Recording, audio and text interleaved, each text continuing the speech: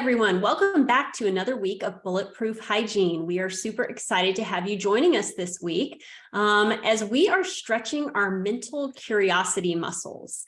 So this podcast is titled Getting Curious, and as is the goal of all of our podcasts, we are always looking to grow, strengthen, and improve our clinical communication and relational skills as hygienists. So today we are discussing how getting and staying curious can serve us in that direction. So curiosity can be defined as the impulse to seek new information and experiences and explore novel possibilities. It is a basic human attribute. Everyone is born with it. It's innate and natural to every child. We all know those children who ask a million questions because they're so curious and all the whys that follow. But somewhere along the way, we lose our sense of how to use curiosity to expand our minds. This is a big deal because the opposite of curiosity, according to the thesaurus, is indifference, disinterest, unconcern, disregard, usualness, regularity, and apathy. I don't know about you, but I don't want to hear any of those words used to describe myself. So we all know that we are clinical providers, and you've heard Brittany and I say 1,000 times, patient care is our first priority. But we also must be mindful and value and recognize that our practices are businesses. And in order to continue serving our patients well, the business must be growing and thriving. So that being said, I wanted to kick this conversation off with some thoughts from some very renowned business thinkers that I believe can unlock some secrets to our successes as hygienists. So new research finds that curiosity is much more important to an enterprise's performance than was previously thought. And that's because cultivating it at all levels helps leaders and their employees adapt to uncertain market conditions and external pressures. When our curiosity is triggered, we think more deeply and rationally about decisions and come up with more creative solutions. In addition, curiosity allows leaders to gain more respect from their followers and inspires employees to develop more trusting and more collaborative relationships with colleagues. Isn't that what we're all looking to do in our operatories every day? Create more trust and mutual respect with our patients and team? Warren Berger in Why Curious People Are Destined for a C-Suite cited Dell CEO Michael Dell's response to a PwC survey that asked leaders to name a trait that would most help CEOs succeed. Dell's answer, I would place my bet on curiosity. Dell was not alone. Alan D. Wilson, then CEO of McCormick & Company, responded that those who, quote, are always expanding their perspective and what they know and have that natural curiosity are the people that are going to be successful, end quote. Well-known management thinker Peter Drucker ascribed to the ideology that great thinkers and innovators make deliberate choices to be curious and then dare to pick up the phone or email someone or start their own research project. Great connections that lead to game-changing insights aren't made randomly. Peter would say you need to make discovery a priority project. Research shows that when our curiosity is triggered, we're less likely to fall prey to confirmation bias, which is looking for information that supports our beliefs rather than for evidence suggesting we are wrong, and to stereotyping people or making broad judgments. And let's be realistic, in the world of dentistry, where we're always up against new research and technologies, we can't afford to be rigid in our knowledge and protocols at the risk of falling behind at the times and missing out on achieving true health and wellness for our patients. Curiosity is the antidote to our stuck in a rut. This is how we've always done it mentality. It breeds fresh, new, and better and keeps us at the top of our game. So hopefully we're all a little more curious about being curious. Let's talk about how to develop curiosity when it doesn't come naturally with some simple steps. So the first step is apply a beginner's mind. Be open to look for new and novel ways of doing things. The second thing is try something new. Take a different route to work. Read a book in a genre you usually avoid. Go to an art gallery or restaurant you wouldn't normally go to. Study a new language. Pick up an instrument. Try a new recipe or pick up the Sunday crossword and challenge yourself with what you don't know. Each of these activities opens your mind to new points of view. The next thing is be inquisitive. Ask others their opinions, perspectives, and their approaches to certain things. Everyone does things a bit differently, and there are potential new answers and solutions to problems hidden in other people's thinking. Ask questions. So we tend to associate questions with childlike behavior, And as we grow, we act more like the expert than the student. Be the student, ask the questions. When you learn something new, express an opinion, converse with others, and ask why. Explore your experience through questions, then seek out the answers and reflect on what you learn. Self-reflection, a processing of the new information you discover, is essential to self-understanding and often prompts curiosity. It's also imperative to seek first to understand, not to explain. This is super important in our roles as educators. We can easily explain why a patient needs something without understanding what their barriers are. Yeah, I wanted to hop in just for a second and talk about that because it's easy in the world of hygiene to get rigid because we are so bookended by time and, appointment. So it gets really easy to just kind of run on autopilot because we know that that's what has worked in the past. Sometimes I feel like it's hard to get curious and look around and be like, how could this be different? How could this be better? Because we don't really even have the room or the time, we think, to get curious. But I feel like so many times, we kind of put on the hat of, I know the dental part, I'm the educator, the patient came to, see what's going on. And we can kind of get stuck in that, like, hey, let me show you all the things that are wrong. And then when we feel that uncomfortable pushback from the patient, which, we experience a good bit, we kind of shut down instead of getting curious about why is there pushback? Like, are they struggling because this is hard news? Is it maybe just a financial issue? Like they're hearing us say all this and in their head, they're thinking, oh my gosh, this is going to cost so much money. So I think getting curious in those moments is really, really important when patients start pushing back, because we can make assumptions and think it's one thing, but it may be something completely different. So, Mr. Jones, we need to address these 12 teeth that have decay. And, you start reading the body language, stop and check in and say, I know this is a lot of information. This is a lot of not so great information. Tell me what you're thinking. Tell me how you're feeling. And Mr. Jones may just say, I'm just really scared that this is going to hurt to fix. Like it may not even be a financial thing. It may not be but it might be a fear of pain thing. So I just want to, point out that I think we should get curious when patients have reactions with what that reaction, what's behind that, because so many times I think we can speak to that and fix that for them and reassure them that we can keep them comfortable, or we can make financial arrangements, or whatever that looks like. Yeah, I kind of want to backpedal a little bit to the part about us being the experts, and kind of like when we become experts or think that we have like a good understanding of some subject or content, we kind of tend to be less curious, which makes sense. Like we have more information, we have more understanding, but I'm kind of constantly reminded as I meet new grads or people who are, in dental hygiene school, like the way that I do things and my automatic ways and tendencies of practicing hygiene are perhaps outdated and not the best. And if I haven't like looked at and questioned and kind of worked through little bits of like how I practice hygiene, I don't want to be giving the patient any less than like the best possible care. So I'm just being reminded right now to get curious about the things that I think I already know, because there might be an even easier, even better way of doing something that's better for the patient, better for me, for my ergonomics, for my practice, time saving. Like get curious about things that I think I know too, because sometimes it's like, I don't know that I don't know, right. And I think it's easy as humans to not know like what we don't know. And we, especially when we think we know, it can be a very dangerous place. Agreed.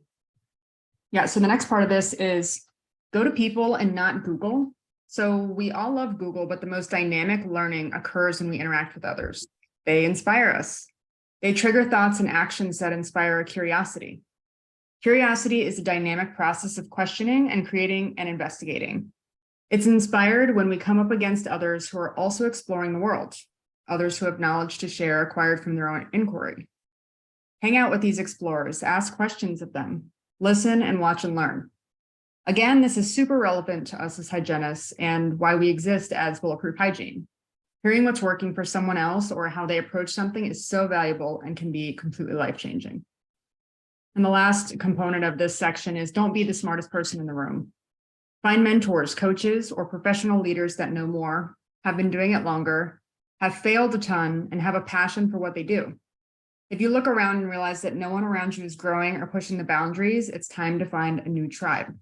And I just want to say, this is something that sometimes is really uncomfortable for me, especially because on some level, like I'm in a teaching position now, or I'm in a mentorship position, but I'm also have to remember to be mentored and continue seeking, continue learning, continue seeking, and continue like seeking out people who are smarter than me, who I can learn from, that mentorship thing. It's like, it's such this weird, like precipice, like when we become very experienced in something, like learning to become the learner again, or remembering to continue to learn, and it's another thing that I have to remind myself of. It's like, I know that there are people who have practice styles who maybe are more time saving, are better for patient, all the things that we've been discussing that I can learn from. I don't want to be closed off to learning new things because I'm in a position where I'm teaching some others, and I know some of my mentors in life have always said, like, you have to be the teacher and the student, like always be the teacher and the student, always be both, always have people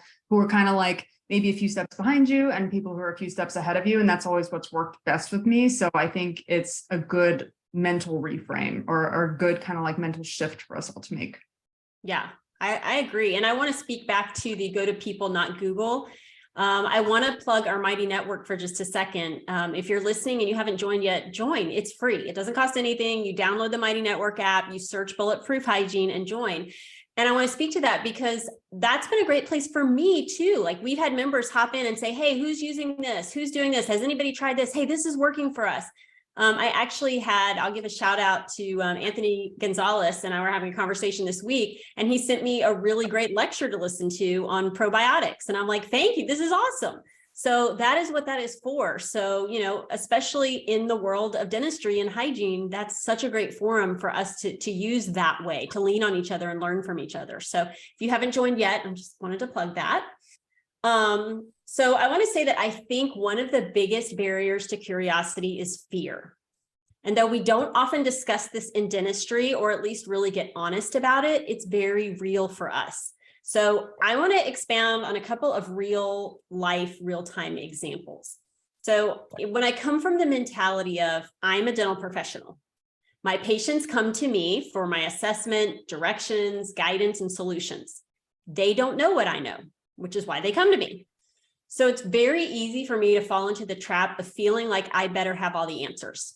And this can make me hesitant to suggest treatment if I'm fearful that they might ask something I don't know.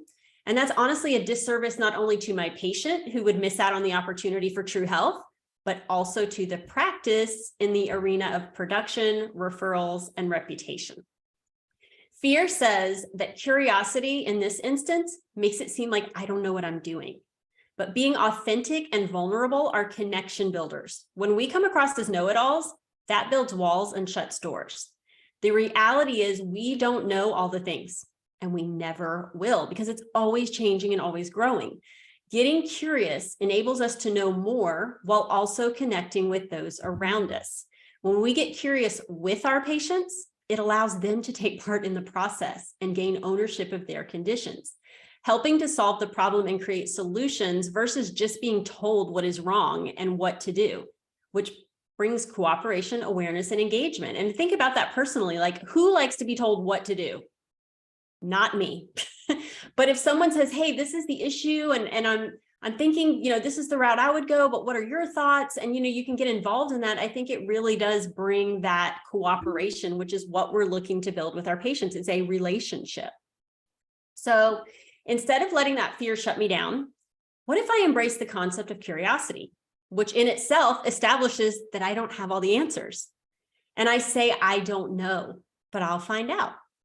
When we first started doing saliva testing in our practice, I was hesitant to really dive in because I didn't have all the answers when it came to test results or what to do with them. And I didn't want to look incompetent if a patient had a question I couldn't answer. I was like, how do I send this patient these results? I don't really totally understand them. But instead of letting that hold me back, I took the opportunity to dig in, do research, ask mentors who've been doing it longer, and simply say, you know what, I don't know, but let's figure this out together. The reality is I still don't have all the answers. I'm really embracing that I never will, but I'm committed to the journey with my patients. And if what we tried didn't work the first time, well, I'll push up my sleeves and get curious about what else could be going on and what other tools we have in our armamentarium. I've been able to clear several tests for patients, but I've also had several others that we've been able to make a significant impact, but not full resolution. And I will admit that at first, fear and frustration and almost an embarrassment set in. Like I started asking myself, like, what kind of clinician am I if I can't get this infection resolved? Is my patient going to trust me again? Will they be frustrated with me? Do I even know what I'm doing? But once I take a breath and embrace curiosity, I can instead start asking questions. Is there another source of those pathogens, a spouse or significant other? Are there airway issues or GI dysbiosis or immunity issues? Is there a nutritional deficiency? Since periodontal disease can be a systemic condition, oftentimes we've got to tackle the issue with a comprehensive approach, collaborating with other healthcare providers to solve it. Getting curious and digging deeper is where the magic happens. Another thing curiosity does is crush assumptions. And I think all of us as hygienists have felt the discomfort of patient pushback. And we've discussed this a little earlier before in the past, but we tend to be the bearers of bad news more than we would like. When we inform a patient in a loss of their measure of health, telling them they have infection or disease, on top of sharing the financial investment and time it takes to resolve it, a lot of emotions get stirred up. Patients can experience sadness, anger, depression, denial, and the list goes on as they process the information we share with them. It's really easy for us to make assumptions and take those emotions personally as if they are directed at us, instead of getting curious and digging into what's driving them and how can we help. So instead of shutting down, what if we just get curious and ask, I sense you're feeling upset by what I'm sharing, which is absolutely understandable. Can you tell me what concerns you most? Check in and get curious, because what if it's something that we can totally help them control and make them feel better about? What if it's something like a family member has also had perio, and so this scares them? What if it is a financial issue? What if they're scared of pain? If we stay in the moment and get curious, we can then meet the patient where they're at and walk through the issue with them, helping to find resolution. You empower the patient to face their fears and overcome them with you. And it's what we always talk about in Bulletproof, the guide-hero approach. You always want the patient to be the hero of the story, so guide them to the resolution through their fears. If we come from a place of curiosity, learning more from the patient than they learn from us, we will help them win every time. So here's our charge to you today. Get curious about everything, not just what the patient's bringing, but what you're doing on the day-to-day, what your hygienist is doing down the hall from you, what drives that patient in your chair, what do they value most, what are they fearful of? What are your doctors, how are they communicating? How does guided biofilm therapy work? What's the best Cavitron tip for that area? What do I do with these salivary tests? Keep asking questions and don't settle for less. In fact, don't settle for mediocre. I want to share one story, and then I know Brittany and I are going to chat a little bit because this is such an important topic. But I have a great example of one of my other hygienists on my team came to me last week at the end of the day, and she's like, can you look at this patient's x-rays with me? And I pulled up the bite wings, and there was just rampant interproximal decay. And she said, this is a 15-year-old male patient. He's never had a cavity before, like there's no fillings. What on earth? Because it's very easy to quickly just think, oh, he's 15, he's not doing his home care. So I said, well, my first question would be, is he vaping? She's like, oh, I didn't even think about that. So that could be one option. And I said, what about, how much soda is he drinking? And she said, we did talk about that. He does a couple of a Dr. Pepper, maybe once a day. And I said, what about airway? And she said, I didn't suspect that. We looked at all the photos we took. We looked at palate and airway and all that. And it doesn't look like that's the case. But she said, I'm going to check in with mom. But then I did say, was there anything significant on his medical history? And she said, well, actually, yeah, he has Graves' disease. And I was like, I immediately my brain, like the wheels started turning, and I just Googled very quickly Graves' disease and vitamin D deficiency. And it's super, super common with autoimmune thyroid issues to have vitamin D deficiency. Plus, He is also an athlete. He plays soccer. So, he's out there using his muscles all day. If vitamin D is low, then his body is likely pulling calcium from the teeth and bones to support the muscles. So I was just like, she was like, oh my gosh, that makes sense. So she actually went and called his mom and just said, hey, I was talking with a colleague, we were kind of thinking through his case, and she asked a couple of questions. She said, do you ever hear him snoring at night? She said, no, that doesn't seem to be an issue. He's not a mouth breather. And she said, I honestly do not think he's vaping. He's just one of those kind of really rule follower kind of kids. And my hygienist asked her permission. She said, would it be okay next time if I ask him, just kind of privately? And she said, absolutely. But when she talked to her about the vitamin D issue, his mom was like, oh my gosh, no one has ever mentioned that or talked about that. She said, I'm going to reach out to his doctor and get his levels tested. And that may not be it, but I just wanted to give that example of how getting curious and going to a colleague, because we don't have to figure this all out on our own, just kind of got us talking and thinking and kind of going through possibilities. And so I just thought that was a perfect example. I guess stay tuned on the resolution. We'll see if we are able to figure that out.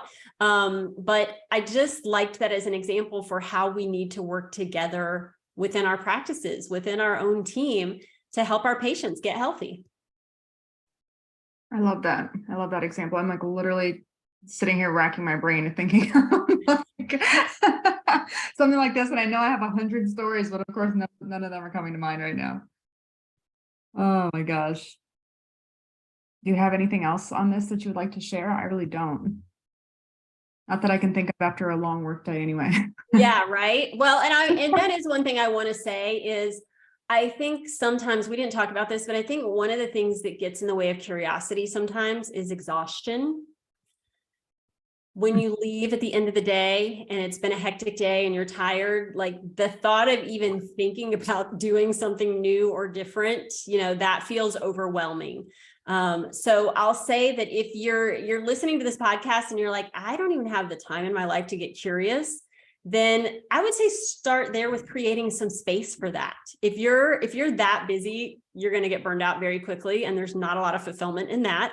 And your patients probably aren't benefiting from just the run-of-the-mill exhaustion. So get some time away, start doing some journaling, just even some ideas, that things you want to check out in the world of dentistry, but make some space to get curious, because getting bored in this profession should never happen, because there's so many new, crazy, awesome things happening out there. True. This is valid. Well, we hope this episode has sparked your curiosity. And like I said earlier, if you have not joined our Mighty Network yet, do so. Come get curious with us. Why don't you come get curious with us in person, in fact? If you have not yet signed up for our Bulletproof Summit, don't miss it. It is happening in Las Vegas, August 11th and 12th. Just go to bulletproofsummit.com to get all the details. We would love to see you there and get curious together. Everyone have a curious week, and we will see you next time. Bye-bye, everybody. Bye.